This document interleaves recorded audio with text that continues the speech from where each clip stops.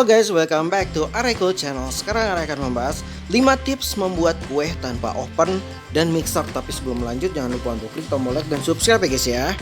Banyak resep-resep kue tanpa mixer dan oven yang berhasil dibuat. Bahan yang dibutuhkan pun terhitung sederhana, tapi rasanya tidak kalah dengan kue yang dibuat dengan dua alat baking tersebut ya guys ya. Namun sebelum memilih resep no mixer, no oven, ada beberapa hal yang harus diperhatikan agar kamu sukses mengeksekusinya. Yang pertama, gunakan bahan dalam suhu ruang.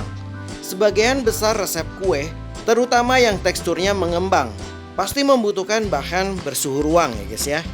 Sebab lebih mudah tercampur rata.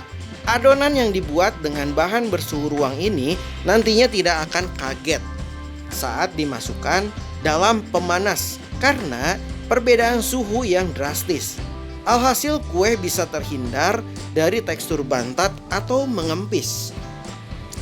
Jadi, keluarkan bahan kue yang biasa disimpan dalam kulkas seperti telur, susu, dan mentega, lalu diamkan hingga bersuhu ruang ya guys ya. Lalu kurangi penggunaan telur dalam adonan. Pada dasarnya, telur memang bisa melembutkan adonan dan memberikan cita rasa tersendiri. Selain itu, telur juga bisa mengembangkan dan menjadi emulsifier alami dalam adonan. Namun, telur yang tidak dikocok dan diaduk sempurna bisa meninggalkan aroma dan rasa nelur pada kue guys ya. Berhubung tidak bisa menggunakan mixer, kita bisa mengakali resepnya dengan mengurangi jumlah penggunaan telur. Alternatif lainnya, kamu bisa ganti penggunaan telur dengan bahan lainnya seperti tahu sutra yang rasanya lebih plain atau chia seed yang sudah direndam air ya guys ya. Lalu manfaatkan baking powder double acting. Mixer merupakan alat baking yang bisa diandalkan. Salah satunya untuk memasukkan banyak udara dalam adonan supaya mengembang ya guys ya. Tidak heran banyak resep kue yang memakai mixer mengskip penggunaan bahan pengembang kue. Tapi berhubung tidak ada alat pengaduk tersebut, kita bisa memanfaatkan baking powder double acting ya guys ya. Selain praktis digunakan, baking powder double acting juga bisa meminimalisir kue yang bantat. Terutama jika kamu kesulitan mengaduk bahan dengan spatula atau whisk. Lelehkan atau haluskan bahan padat sebelum masuk ke adonan. Kalau tidak ada mixer, maka sebaiknya kita mengkondisikan adonan supaya lebih mudah diaduk dan tercampur rata dengan spatula atau whisk ya guys ya.